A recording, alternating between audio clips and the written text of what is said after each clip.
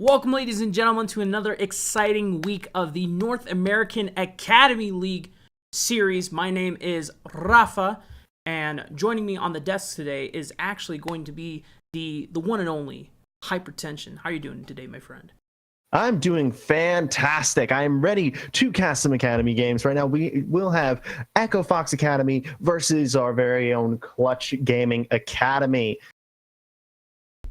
Now, Hyper10sion, last week, as Clutch Gaming fans here, as we want to support our boys in the red, we finally got to see them take their first win against, I believe it was 100 Thieves Academy, correct? Against the likes of Levi and crew, and then they played another game against FlyQuest Academy, took that game off of them as well, and then they closed out the week and defeated TSM Academy. So right now they are 3-4 because the prior 4 games before that, they lost every single one. That is correct. They did not have the best run of the go of those first 2 weeks, but at the same time, they were competitive in every single one. And they showed when they don't make those mid-game mistakes and when Max Trobo is not, let's just say, camped so much that you could mail the jungler's name, so you can mail the jungler's packages there. It actually goes pretty well for Clutch. In that week 3, we saw 2 games with Solo in which he played out of his mind, one of which I casted in which he was the solo carry for most of the game, and one in which you casted in which he was good but not the focal point.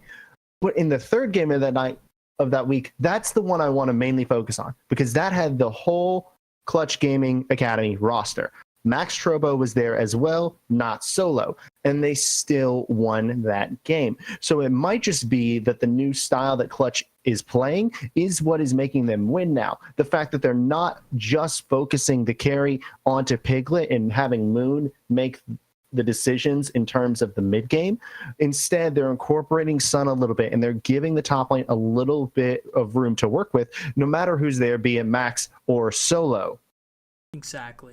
And this time around, like in that third game against TSM Academy last week, Max Trobo, even though he didn't pop off necessarily, he had a much more positive performance with Moon diverting much more of his attention to the top lane, ensuring that they could get, I believe, with that first brick against TSM Academy. They also used the Rift Herald on the top side of the map, making sure that Max Trobo just had a whole lot of room to be able to work with and be able to breathe. And because in prior games, when he was playing on the Aatrox or the Mundo or even the Singed, either he was focused by the enemy's jungler and just left on an island to rot and decay with no help from the rest of the team, or he was just completely outclassed. But now that Solo is not going to be for the near future in these games, we want to see how Clutch Gaming continue to be able to use that momentum, to keep the win streak going,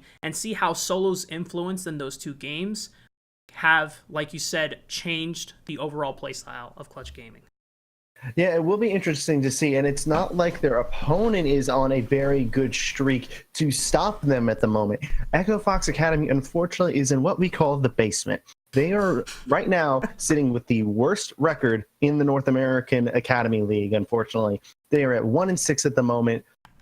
There's a lot of controversy surrounding that team because of DeMonte specifically still being banned for, I believe, another week or 2, and whether or not he will take over for Phoenix on the main squad, and Phoenix moved down to Academy. So there's a lot of issues regarding Echo Fox Academy, not just on the Rift, but it appears to be that there are some off the Rift as well. So with that poor performance, it does look like the Clutch is favored going into today. But we'll have to see at the moment. Like I said, I still think Clutch is the favor because before I even started doing this, I thought Vulcan is the best support in the Academy League. And I think that looking at this bottom lane, I don't think there's a way that Echo Fox Academy can really set them behind. That's my biggest thing going into this matchup is if they can't max, they might be able to set him behind. But as long as Moon can keep Sun safe a little bit, this bot lane won't necessarily lose lane. So they'll maintain a presence into this game. So that's what I'm looking for, looking into this game here. Exactly. And then that's something that has been kind of a shining light for Clutch Gaming. Even though Piglet, Season 3 World Champion, has not been a dominating factor or a person that has been able to 1v9, as we've seen even when he is the only person that has the resources to carry in prior games, that it wasn't enough to take down other opponents such as Cloud9 or Counterlogic Gaming. He will never be the reason why Clutch Gaming has lost. He has always been up in CS against his opponent. Between him and Vulcan, they have been dominating their lanes most of the time. Unfortunately, if the rest of the team isn't doing well, they just haven't been able to translate that lead. So we know that this bot lane is going to be a stable rock that the rest of the foundation of Clutch Gaming can be built upon. So like you said, we have to look to make sure that Max Trobo is getting sufficient amount of attention from Moon, and he's also putting enough attention to Sun to make sure that he has room to be able to actually have some agency, roam around the mid lane, assist the bot lane, or assist the top lane into further snowballing that lead, especially in this meta. Yeah, and it does look like we are about to get into draft here. Certain picks I expect to be banned away. I definitely don't expect for us to see the Nocturne available. I don't expect to see the Taliyah available. Pyke is the first banned away, though, for Echo Fox, who are on the blue side of the map. And, of course, Nocturne, the epitome of a red side ban in this meta, because you don't want to play against him. He's too strong because of that map-wide blind. Rakan has the longest range of any engaged support in the bottom lane at the moment, so it's a very good pick to take off the board. Right. And that Pyke ban is pretty interesting because we haven't really seen an influence of Pyke in the North American series overall, whether it's in Academy or the Championship series. But as soon as the European brethren came over and kicked our butts with the Pyke pick, along with that Aatrox newly reworked, you know, now a lot of the players, mainly the support players, of course, have been putting a lot more time into understanding the kit, making sure that they can use it themselves. And so maybe it looks like Vulcan has just put enough time to make Echo Fox just completely respected. Yeah, now with the rest of these bans, so you do see that the Zoe has been banned away. Not going to go into the hands of Yusui, and that also means that Sun, who played it multiple times in week 3, isn't going to be able to get it either. So with Taliyah and Aatrox, of course, also very powerful champions need to be banned away. Heimerdinger is the first pick for Echo Fox Academy, and that harkens back to Rift Rivals when all of the North American fans said, okay, it's Heimerdinger, we'll utterly stomp it. And North America had 0 wins against Heimerdinger and Aatrox. I wonder who predicted that would happen. Oh, man. Heimerdinger is actually pretty strong right now. He can provide a good bit of poke. He can provide a good bit of pushing power with his turrets. However, that's a good draft from the side of Clutch Gaming, in my opinion. You have Mundo, who is, of course, going to be that super tank. And Kindred has been rising a little bit lately, specifically because of the fact that they can provide some constant DPS. They have a decent utility in terms of that slow. They've got damage output out the butt, and they've got the Lamb's Respite to be able to save them. Darius, on the other hand, that's a direct counter to the Mundo. Yeah, they're going to be able to easily build that Executioner's Calling, just an 800 gold investment, and then boom, the Grievous Wounds constantly being applied onto Max in that top lane. It looks like, unfortunately, Max did not get the counter pick this time, but the Mundo itself is still a pretty good tank. If he is able to survive this lane against Nintendo X, who will be playing the Darius in the top side of the map, unless we have some shenanigans with the champion draft changes. We're going to have to see how well Max survives this lane on his own, or if Moon will be needed to provide pressure. And on the same token, to see if Odd Orange will predict or read that Max will need help, and maybe he can be there for a counter gank. If he's playing that Camille in the jungle, that hook shot is going to give you great gank pressure throughout the early game. That it will. The Camille is one of the more mobile, more long-range ganking junglers in the game, and she's got so much lockdown between the hook shot, the Hextech Ultimatum, and the tactical sweep that there's a lot going for her. And then on the flip side, we have Sun picking up that Lulu in the middle lane. That is going to be a solid protection for Moon and Piglet come the mid-game fights, especially when you can consider the wild growth there. And quickly running through the bans, we have Ashe, Alistar, Fiddlesticks and Galio are solid bands, but right now we are seeing that Piglet is hovering that Callista, who I've heard a couple things about, but the Vladimir is much more in line with what I expect of this meta, but not particularly from Piglet. He's only been playing Marksman since the start of this Academy season, so he's picking a Ryze now. Man. This is another mage in the bottom lane. Ryze is good, works in the bottom lane because he's basically like a machine gun of magic damage. Unlike other champions like Vladimir, like Yasuo, who are there, Ryze can put down a much more constant DPS if you have the mechanical skill to output it. And Piglet, a former world champion, certainly does have that mechanical skill. That's why he was the focal point for the first 2 weeks for Clutch. On the flip side, we see a Rumble and Tahm Kench being hovered. Rumble, I expect to go up into... I think it would be Rumble top, Darius mid, Camille jungle, Heimerdinger at AP carry, and Tahm Kench at support.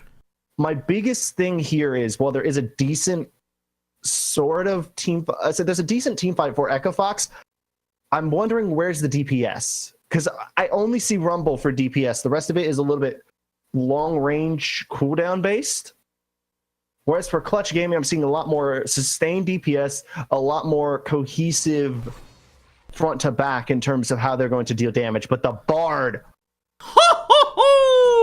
Vulcan locking in the Bard, ladies and gentlemen. That is a champion I haven't seen in quite a while. In fact, the last time I think I've seen the Bard was Aftermoon playing it. I don't even know if it was from this same split. It must have been from the spring season. But man, wow, that's such an interesting combo. Ryze, Bard in the bot lane, ladies and gentlemen. But I guess you can get that route into the Cosmic Binding and just get some nice CC lockdown if you're going to go for the bot lane. And one thing I do like about Ryze being picked into Heimerdinger is that you can easily clear the waves with the Spell Flux, being able to double proc it with your Rune Overload as well.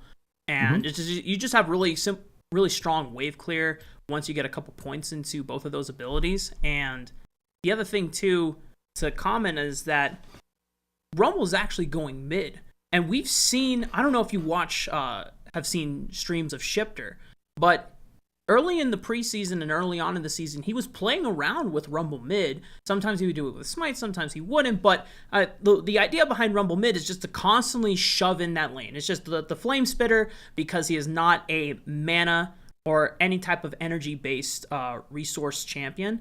It's just all about that heat gauge, right? And he can just constantly Flame Spitter the wave and just keep it shoved in. And since Lulu is not necessarily the most aggressive lane champion, yes, she can harass you a bit, but I think this is going to be an interesting lane matchup, because I haven't seen Rumble mid in a while, and but then that means that the Darius will still be going top lane, the Camille should be going in the jungle.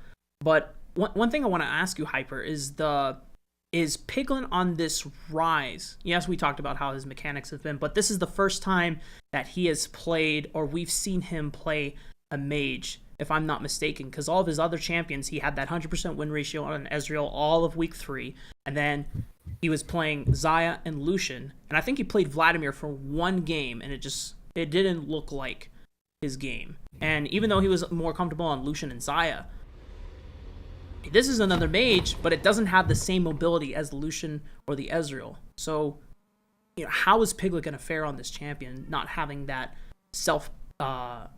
the mobility to keep him safe by himself without the reliance of his teammates? Well, we do know that Piglet is experienced in these mid lane picks. Back when he was playing mid lane for Team Liquid last year, when they had Piglet mid and Double Lift at 80 carry. So we know that he has some experience on these champions. I think that this could be a very good pick for him. If we were talking about DPS, that's Piglet's mantra, is he wants to be the one dealing out DPS. Ryze is certainly a good champion to do that. Overall, compositionally, I still like Clutch Gaming's composition a little bit better, just because of the fact that I think that they have a more cohesive fight. They don't necessarily have the most winning lanes. Honestly, their lanes are a little bit weaker. But once you get to that mid game, I feel like they're definitely going to be able to hold their own and take the win off of that. But then again, that's more or less because I'm not the biggest fan right now of a Rumble mid. I don't think that Rumble works as well in that short lane. I know that, as you said, people like Shifter necessarily love playing that Rumble mid. I'm not the biggest fan of Rumble in a short lane because then there's so much room to get out of the equalizer, and he doesn't do as much burst. He's a very sustained DPS. He doesn't have as much front end damage to get the kill fast like you need on most mid lane champions. But for the flip side, what I'm really going to be looking for here, like you said, that bot lane, Ryze and Bard, which, by the way, this is the first Bard in North America since I would like to say it's since March. Yes, it is since early March, in which Biofrost played it against Team Liquid. Oh, yeah, I remember that game now. Oh, man. And that was a victory. So let's hope for our boys in red that it is a victory for Vulcan here as well, though. That will be a heavy lockdown bot lane, though, with Ryze and Bard. If you can land the Rune Prison right on top of a minion wave, throughout the Cosmic Binding, there's a lot you can work with. Plus, that bot lane is so mobile. You have the Magical Journey, you have the Realm Warp. There's a lot of potential for them to join a fight mid lane and all of a sudden turn a 2v2 into a 4v2 that can turn into first tower in the mid lane. There's a lot of potential there. Now, Max will probably be left on an island again, unfortunately. He might get a little bit of help because that Darius is fairly immobile. So Kindred, who can naturally kite the Darius fairly easily, will be able to provide support in the hands of Moon to give him a little bit of edge in that top lane over Nintendo's Darius. Right. And another thing, now that just looking once again at the compositions, just for those who can't see at the moment, it is Darius in the top lane, Camille in the jungle, Rumble mid, Heimerdinger bot, along with Tahm Kench, is that a lot of these lanes should be either pushing or somewhat winning their lanes. And we've always associated the Heimerdinger just being able to push very hard. Now, we'll see how it is against this counterpick in Ryze and Bard, but normally when you have these pushing lanes, that's usually, we've seen in Europe, we see the Heimerdinger, or we see the Aatrox, or at least old Aatrox. Well, actually now with new Aatrox, because he's much more of a lane bully than before, or the likes of Darius when you want to run a funnel comp, because with pushing lanes that are going to be able to self-sustain themselves and not get ganked as easily, then you can continue running basically no jungler, right? Because you're just going to be power farming in the mid lane and then power farming the jungle. But in this case, you don't have a funnel composition. You have Camille in the jungle, which is someone that can be aggressive. And I wonder if the idea from Echo Fox is actually they just don't want Moon to get ahead on this Kindred. Because the Kindred can scale very well with items, also providing a little bit of early game presence if she decides to go for the Warrior enchantment instead of the Blood Razor. So do you think that this is just a composition drafted to give Odd Orange winning lanes so that he can freely invade on Moon and just shut him down before he gets too big? That is a potential outcome of this draft. You do have the Darius having the advantage over Mundo. Rumble will be a more push, say a more forward pushing lane than will Sun's Lulu. But in the bottom lane, it's going to be the same story. But at the same time, I kind of want to give that a back seat for a second. Because while that Kindred will be hurt by the fact that none of her lanes will be pushing, on the flip side, there's another thing that will hurt a little bit more. Yusui took Smite. It's a new strategy, guys, where what you do is you get a faster level 2 by having your jungler start on one side, but you end up taking Raptors and then taking the Smite on the Raptors. That way you can get that early thing. But it looks like it's seeing action early. Yeah, they were able to scout out the turrets. Wow, that could have been quite the death ball base check brush there, but with the early sweeper taken by Vulcan, they're able to scout out the turrets, and they're not going to let Echo Fox be able to start on the red buff. Yusui is already just taking the Raptors, being able to get that level 2 right away, but they're still trying to get the red buff, and it's going to leash back to the original spawn location. Adrian has taken a lot of damage for that, but it looks like overall Yusui's just a level up on Sun, and you're right, Hyper. Now, with that level advantage on Sun, he might be able to exert a little bit of lane pressure now that Sun is getting all that CS right now. Well, in addition to that pushing advantage because of the level that you get a lot earlier, another benefit of this strategy is particularly against Kindred. It allows for more movement around the map from 2 people instead of just 1 to deny the marks from a Kindred. And for those of you that don't play Kindred, if Kindred doesn't get marks, she's gonna have a bad time. They directly impact how much damage she deals, and a Kindred with no marks is a Kindred that isn't doing nearly enough damage as they should be. So with the ability to deny those marks, it's gonna be putting more pressure onto Moon to not only predict where those marks are going to be, but to get there in time. But now look in the mid lane. Oh man, Sun's going to jump on by the hook shot, and he's going to have to flash away. But Moon, putting a little bit of hurt back onto Yasui, is going to force him to use the scrap shield just to try and protect himself. But Odd Orange getting that first jump onto the mid laner and burning that flash is going to give Yasui the edge in this lane.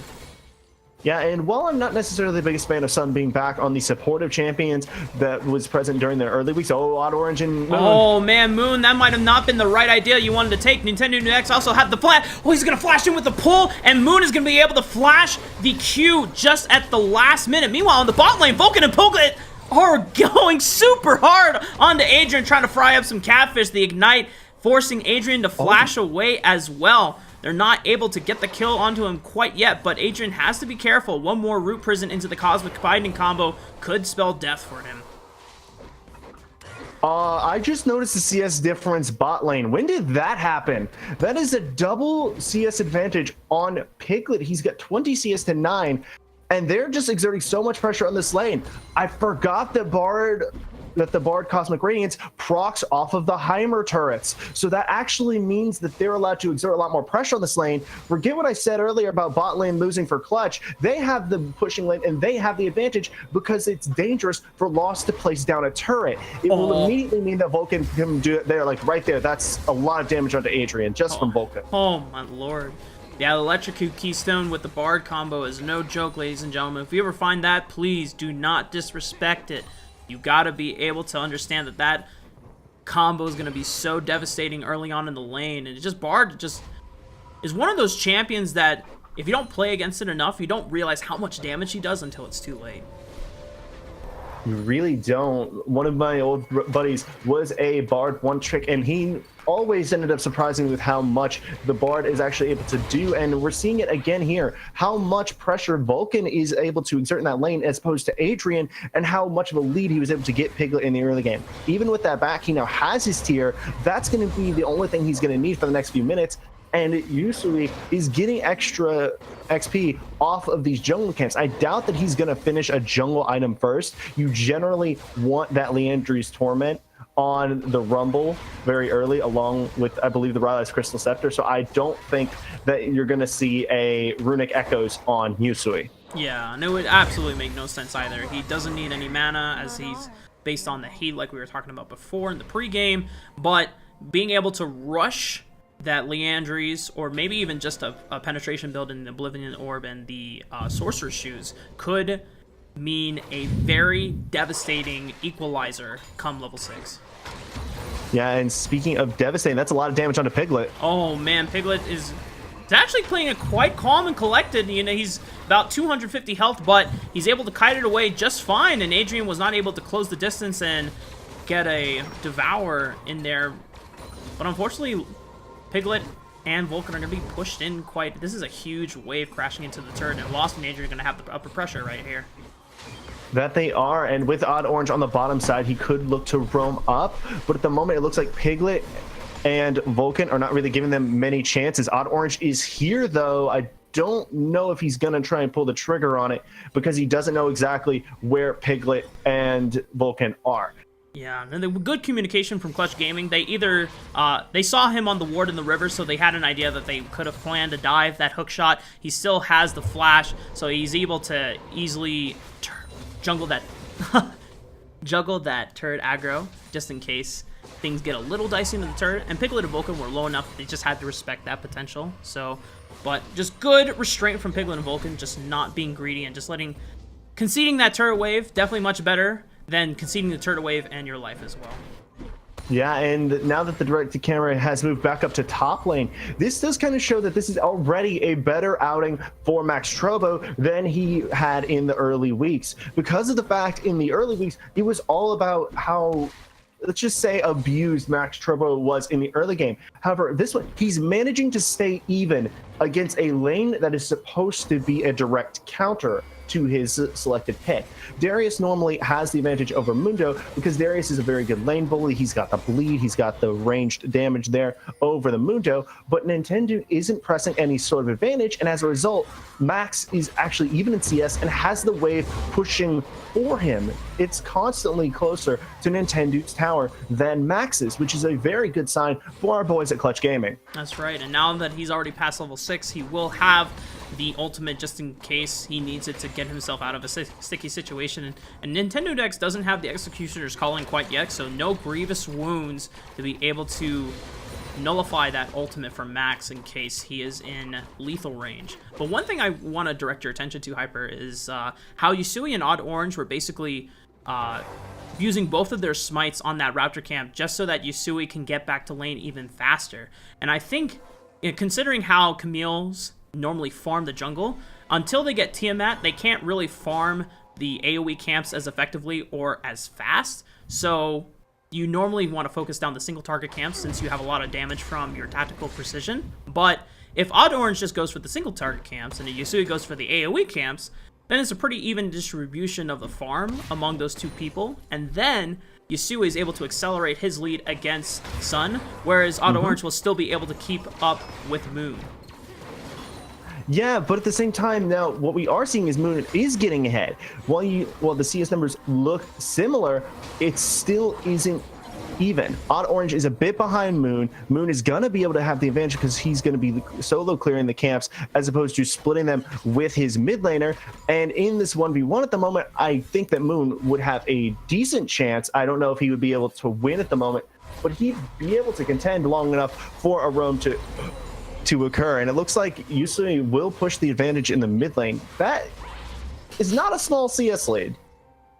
No, I mean, 14 CS is not going to help, but Sun being on a more supportive champion, it really doesn't impact him that much. There's still an even bottom lane. There's still a lead in the jungle, mostly even in the top lane. So this so far, it's not necessarily the worst thing for Clutch Gaming because they want to get to those mid-game spikes and then start skirmishing. They want to get the picks, get those advantages, and stop any sort of team fighting that Yusui can apply with the equalizer.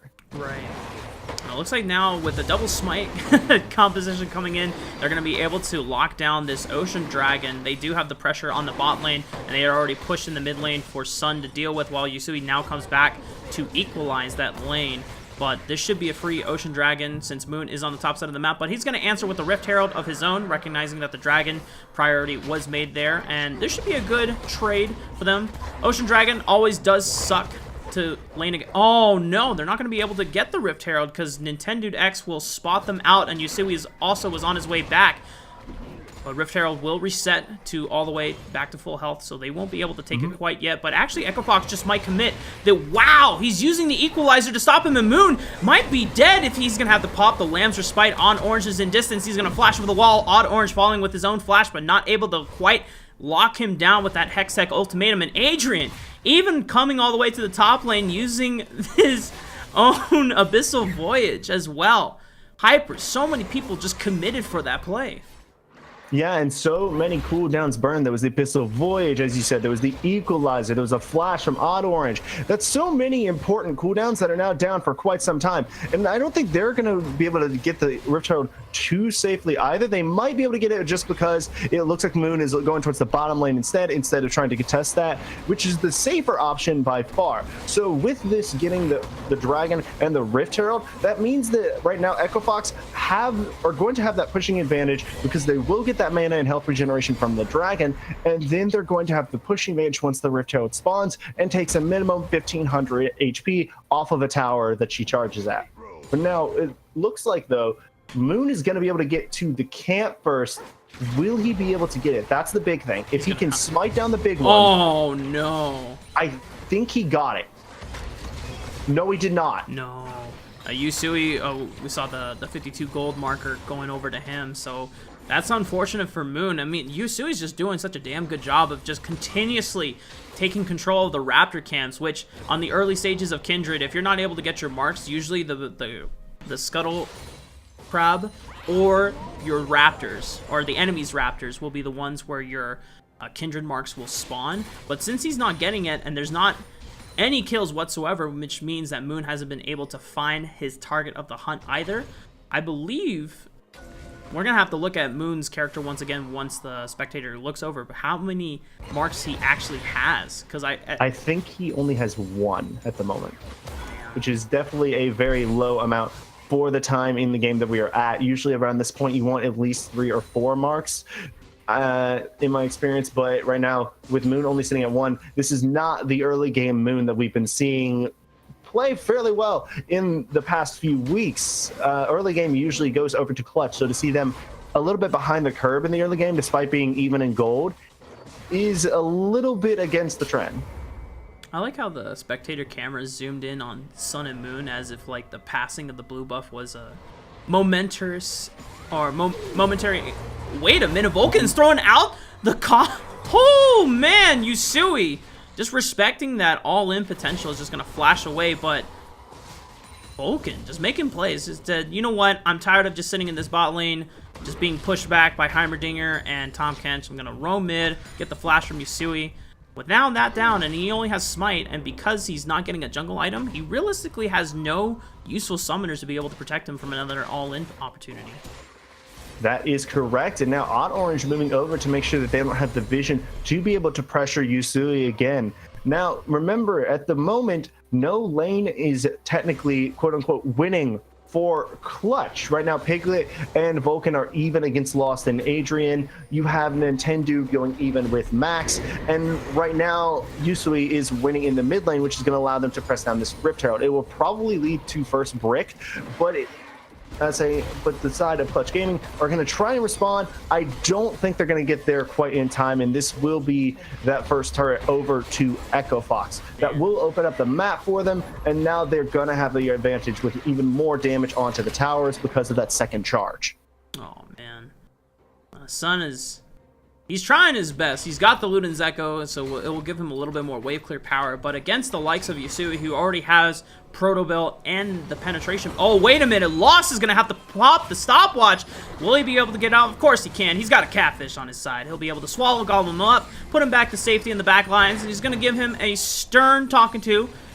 Now Lost, what did I tell you about playing mean with the other kids without me by myself? Yeah, and right now it is Piglet abusing that, I would say, abusing Lost Heimer with that rise now, but he could, I say, it looks like he's actually getting chased down by him there, but now look in the mid lane. Sun, you're not gonna be able to flash in time. The Hextech ultimatum is out, but Moon has the Lamb's Respite. He's gonna try to keep him as alive as much as he can. Odd Orange is actually gonna go down to Max Trobo! He's coming in with the flank. He's on the Mundo. He's on a rampage, and he's just running him through with the fire all around him. Yusui is gonna go down eventually. Actually, no, Adrian is gonna be able to... Wait, Adrian, you're trolling! You flashed into the wall, and now both you and Yusui are dead. And meanwhile, Nintendo Dex did pick up the kill onto Moon, but that is overall 3 for 1 Hyper. Whoa, baby.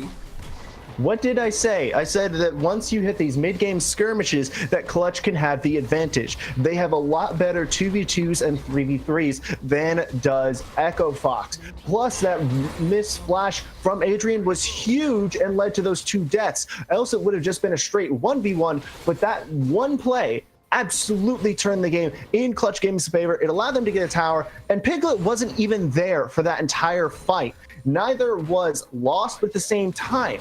This shows the mobility of how easily the side of Clutch Gaming can get around the map and translate it into a one skirmish with this composition. Now, it does look like Odd Orange is going to try and put pressure around this Infernal Drake, but Piglet is going to play deterrent for a little bit. Clutch, Sun's in trouble. Oh, Sun does not have flash from before. This time, Odd Orange is going to use his own flash to seal the deal onto that one. But without their mid laner, looks like Clutch Gaming Academy will have to succeed this Infernal Drake and making it the second dragon going over to Echo Fox Academy.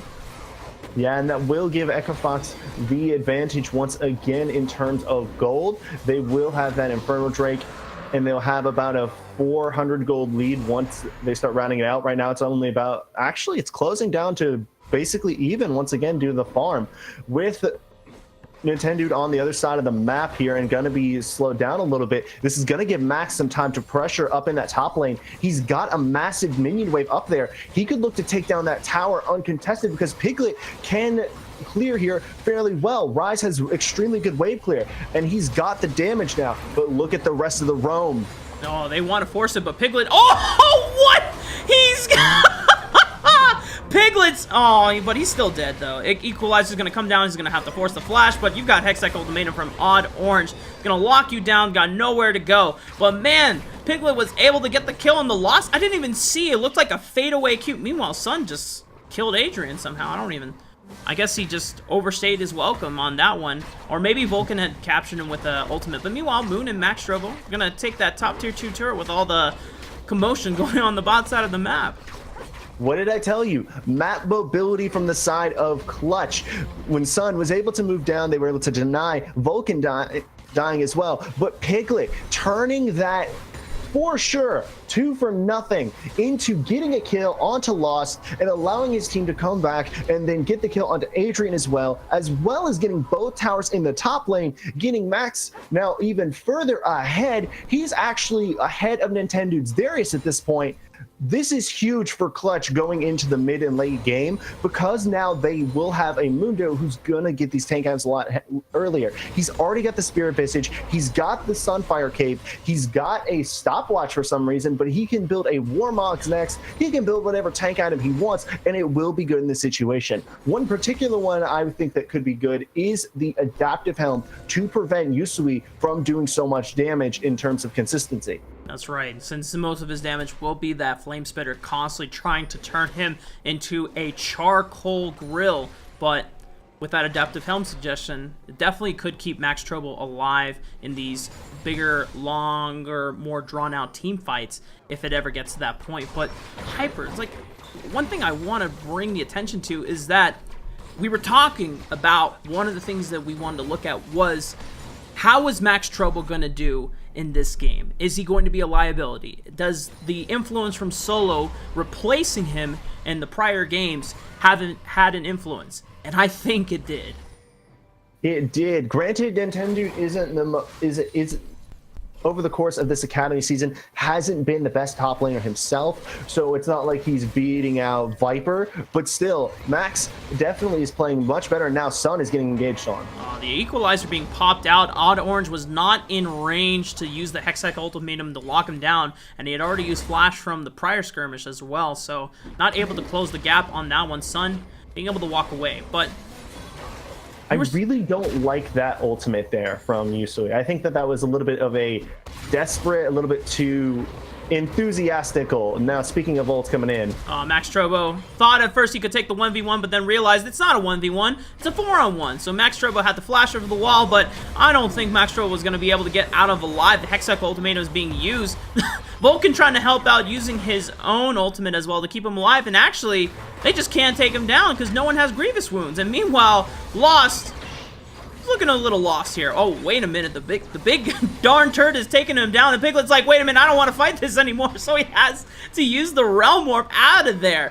But Vulcan, be the hero, give him the good old auto, bam! Vulcan saying, you know what, Piglet, I got you. I'm going to give you that assist money for free, and Lost is going to be sent back to the base. Yeah, again, good movement around the map by Clutch, able to get there and support Max, who's able to buy the time for that, like I said, for the team to get there. This is very good improvements in terms of the macro play, in terms of the shot calling and the communication from Clutch Gaming. It is a far cry from how they seemed a little bit jumbled, a little bit messy in those first few weeks. Now, looking at the next stage of the game, if I'm in the mindset of Clutch Gaming, I just keep this up. I move around the map, I get the advantage because we know that Piglet has lost number. He can 1v1 him straight up as long as he isn't in a minion wave dancing around the Rise cube. Odd Orange will be able to take on people like Sun and Moon, but as a 3-man, as long as you can keep Moon alive, he'll provide the DPS there and Max can just peel with his body. Sun can peel with his spells. What I'd like to see also, I would like to see Sun start to apply a little bit more pressure in a side lane, see if he can get something pushing, and then join the team maybe for a 4-man push, which it appears that they might be setting up now. Yeah, having all the members group up together, want to be one big happy Clutch family, and in this case, that is what was the key to their success. Once they got the lead, they just needed to continue grouping, play as a team, and be able to take these team fights. And you talked about before during the draft phase is that Echo Fox's Academy, while they have some strong laners, team fighting wise, other than the Hextech Ultimatum and the Equalizer, you don't have really the best setups or engage is coming out for this team. And you have all this peel from Sun, from Vulcan, and Max Strobo just being able to run in, you can cause a huge commotion. And actually, instead of team fights, they're just going to looking for picks. I feel like Sun has just had a hard time this game trying to keep alive with all these picks, but Vulcan is now going to look to turn the tides of fight down. Max Strobo's teleporting in. Oh my god. Piglet just absolutely annihilated Nintendo X and Odd Orange. Meanwhile, the rest of Echo Fox is like, wait a minute, guys, we don't want to take this fight anymore, and everyone is just ready to go. The gas pedal has been pressed. Max Strobo is just living the dream. He's no longer getting camped. He's actually now in the front lines, leading the charge of the fight, and with that, they take 2 down, and they're looking towards Baron. Yeah, and the biggest thing about that fight was the placement of the tanks. If you saw, Nintendo was so far away from the rest of his team that he couldn't really impact anything, and he just got focused down. But now Piglet's got lost. Oh my god, what is that damage? Piglet just says, lost, see you later, bud. You can't get a chance to get into this Baron pit. Yusui, he does not have Equalizer, so he can't really do much from afar. And it looks like Vulcan, whoa, that might have been a mistake from Vulcan. He gets shut down, but they will give his life, I guess. Oh, Odd Orange wants to contest, but what is this, Hyper? Oh my god. People just coming in one by one. The communication's kind of breaking down. This is where we see the enthusiasm from Academy teams start to break down the cleanliness of these plays. But you know what? It's a Baron overall. I wouldn't call it as much enthusiasm. I hate to say it because I don't want to sound like I'm flaming them, but this has been the story of Echo Fox since the Academy season started. It's really just been a lot of miscommunications, like uncoordination. It's so questionable at times. Like right there, they went in one by one into a 5-man stack. Yes, they got Vulcan, but you also lost the Baron at the same time when they killed each one of you individually. So now you have an already fed 1 and 4 Piglet who's now looking for Nintendo. Yeah, Nintendo does not have an easy way to get out. Burns the Flash. Moon is going to be able to slow him with that Dread Mount, and that's just an easy cleanup kill. That it is, and there's no movement to make any sort of response from Echo Fox Academy because they can't. The minion waves were pushed up perfectly by the side of Clutch, and now they're looking for that bottom lane tier 2. This will further open up the map, leaving the only outer tower left being that mid lane tier 2. So it looks like they could be looking for more. Piglet's in the front line. He is not afraid. He is a monster at the moment. Yeah, he's got that Seraph's Embrace. Zonya's fully completed now, so I mean, even if he goes a little too far forward, he can press that Zonya's, give himself a little bit of safety, and you got the Lamb's Respite. They're ready to go, Hyper. They're gonna be able to lock down too, but Hot Orange is just gonna jump into the back lines and actually make a pretty clean getaway. Piglet wants to get the kill so badly, but they're gonna divert their attention right back to the inhibitor. Hot Orange is gonna be able to safely recall in the bush, but they still lost the inhibitor. No deaths on the side of Echo Fox Academy, however, but Clutch Gaming Academy, they'll take that one for sure. Yeah, and this is what I was talking about earlier, guys. The mid lane skirmishing and team fighting potential from Clutch. They're just that threat there. The threat of Piglet and Moon is so much that the side of Echo Fox cannot contend. They've acquired a 7,000 gold lead at this point. They're up 6 towers to 1, and they've got firm control of the map. For Echo Fox here, there's not much at this point they could try and do except for get a pick here and there and then take a uneven fight in their advantage. But for our boys at Clutch, you just want to keep this up. You want to keep stacking the lanes with your mobility, the Realm Warp, with the Tempered Fate, with the Magical Journey. You've got so much going for you. Keep it up. Hyper, we have to definitely look back to where this whole snowball started. It was in the mid lane, and it was a fight initiated by Odd Orange and Yusui onto Sun, who they thought was caught out. but then Moon came in, used the Lamb's Respite to keep him alive, and it wasn't Nintendo Dex that made the first teleport. It was Max Trobo who was able to get there on the flank and then run down Odd Orange for the first blood. And then from there, Nintendo Dex, I don't even remember if he teleported super late, if he walked down. But when you're making a very aggressive play like that on an Echo Fox, actually, we're going to have to hold that. Adrian's caught out by the Tempered Fate. He's going to get rooted up. Fox Lost is going to use the... Oh, wait! That's the mid laner down from the side of Clutch Gaming. And Moon is all by himself. He doesn't really have any help. And the Slam Dunk is going to come down as well, paired with the Flame Spitter. And now Clutch Gaming Academy is on the back foot. Piglet not even able to use the Realm Warp. FC was stunned. Oh, no. Hyper, what just happened? What happened was a lot of abilities missed for the side of Clutch Gaming. Yeah, you have a good mid-game team fight and skirmish, but you need to be able to land your abilities. That Tempered Fate did hit, but nothing else did. Everything went on to the bulkiest member of Adrian, who did end up dying, but at the same time, the rest of Clutch was so caught out that when Odd Orange and Yusui went in with the Hextech Ultimatum, the hook shot, and the equalizer, it really just spelled doom for the entirety of Clutch Gaming, and Piglet and Moon couldn't get away in time.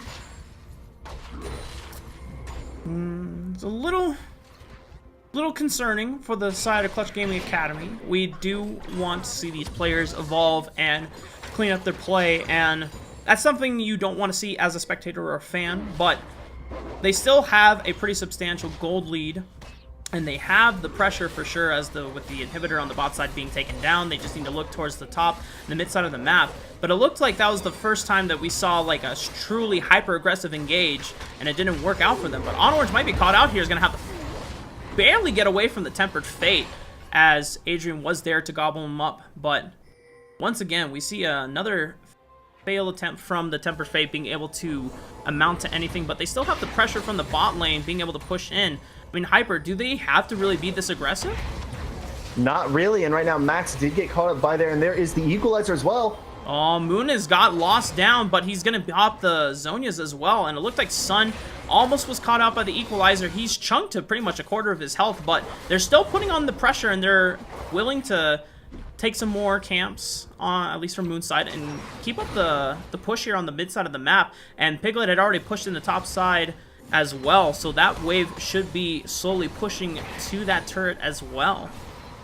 Yeah, and part of that is that the only major source of true wave clear right now is Yusui. There's not really any potential for loss to get in close to the side of Clutch Gaming to wave clear against that push, because Piglet will just walk up and nuke him. Sun will stun him, Piglet will nuke him. Moon can outtrade him. Lost is so far behind at this point that basically he's just there to land the stuns off of the dog bombs and put down the ultimate turrets. Otherwise, right now, he's just getting caught out.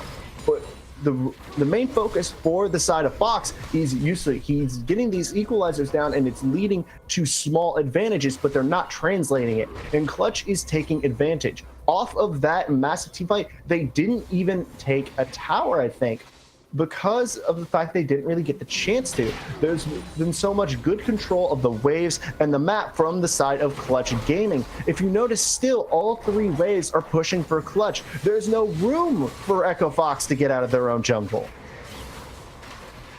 Absolutely. Looks like they're setting something up here at the moment, though. Yeah, and they're clearing out all of the jungle camps on the bot side as well, just making sure that Odd Orange and Yusui can't continue to scale or keep up in farm against the likes of Moon and Sun here.